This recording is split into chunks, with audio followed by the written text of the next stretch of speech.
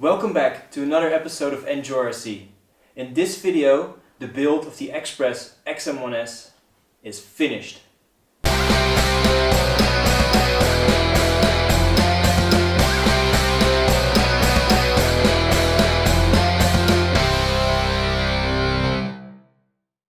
In the last episode, I showed you guys what was in the box of my latest M chassis, the Xpress XM1S.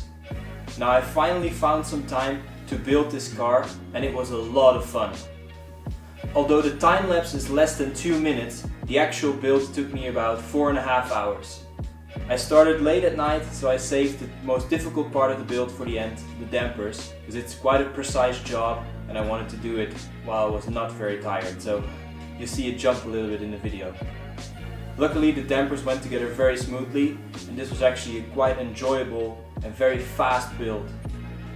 One of the cool things I noticed about the order of this build is that Xpress lets you start with the accessories, the small bits such as the turnbuckles, the diffs, the suspension, etc. before you start assembling the whole car. The nice thing about this is that once you actually start assembling the car, it's very fast and you see a lot of result really quickly.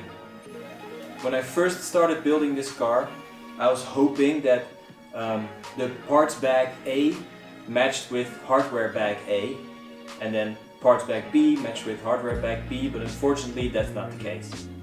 Luckily the manual is still pretty good and it speaks for itself what you have to do. If you're past step 1 or 2, it all makes sense, and then from there on it's a pretty quick build.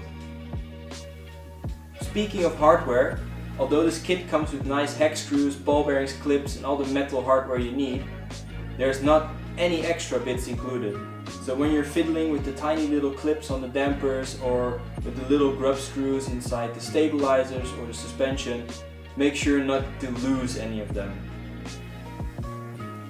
In the time lapse you can see that I'm using a little tray with a magnet inside, so I really recommend you do this so you don't lose any of the clips inside the carpet or wherever you're building, because I can tell you it happened to me many times before, and you don't want to get stuck on a build like this for just a tiny little E-clip or one screw that you unfortunately don't have in your spares box.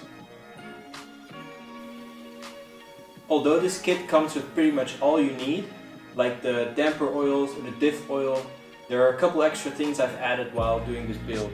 The first one is a black grease. In this case it's from MST. I've also added a Tamiya Threadlock gel, which is very nice, and some green slime for the dampers.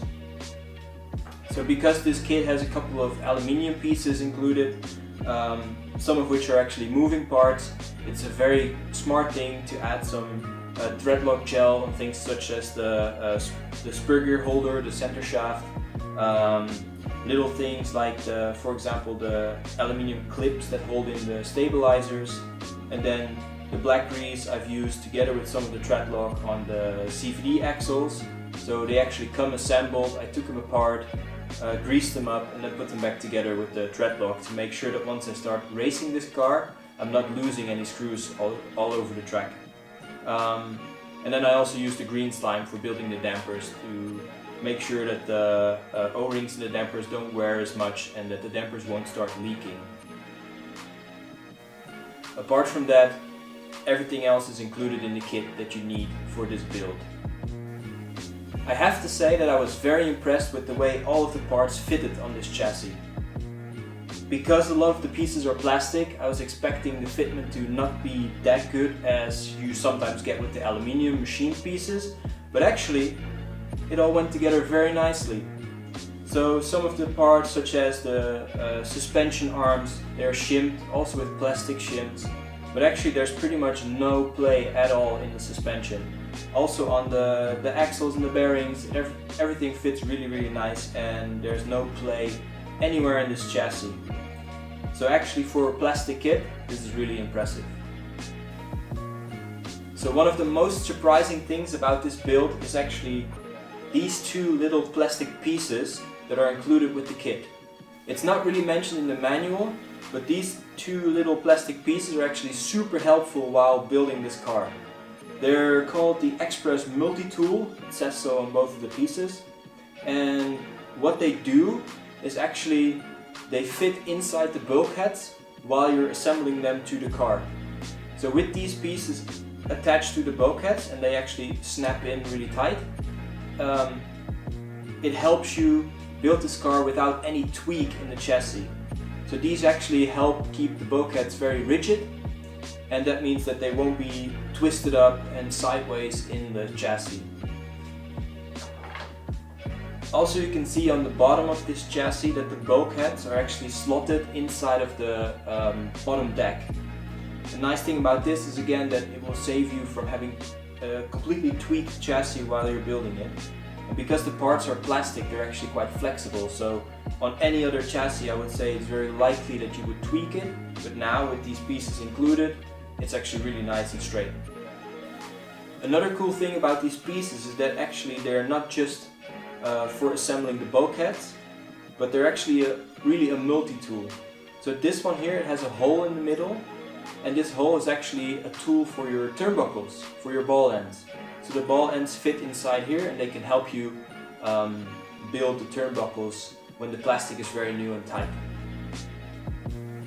Besides a ball end tool, these are also used to set the length of the turnbuckles. So both of them actually have different sized little lips sticking out, and actually each of them says what they're for. So on this one, for example, it says steering 27mm, the other one's servo 9mm, and on the other piece it says rear 14mm and front 18mm. So what these are, they're the exact lengths of the turnbuckles all around the chassis. So you don't have to use calipers, you can just use these and set the exact length of the turnbuckles while you're building the car. So these two plastic pieces are super helpful, and I'm a bit disappointed that they're not in the manual, but if you're watching this video and you're about to build one of these cars, here you go, top tip, use the multi-tool. So there are two things that I still have to do to this chassis. The first one is finish the electronics. So for the electronics, I'm using RC-OMG electronics as usual. All of my builds have RC-OMG servos, and most of them also have the motors in there.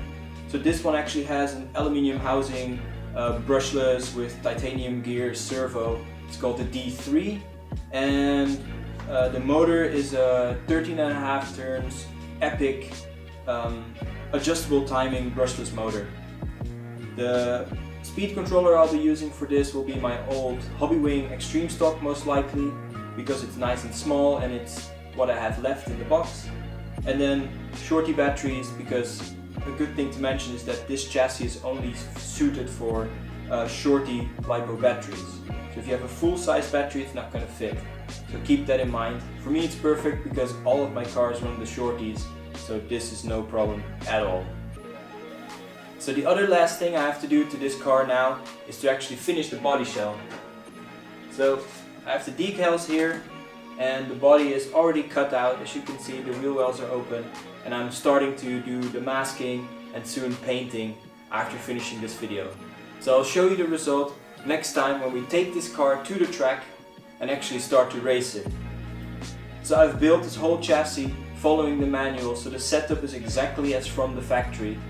I'm very curious to see how it will do, and I've already heard a lot of good things from the guys from rcmini.net and mchassis.com who are racing it in the complete box standard setup, and they have a lot of success with it. So I'm really looking forward to giving this car a try out on the track. That's it for this video. If you enjoyed watching this, please subscribe to my YouTube channel. You can also follow me on Instagram at EnjoyRC_Thijs to keep up to date with the latest videos, see some behind the scenes stuff, and also follow the progress on this body shell.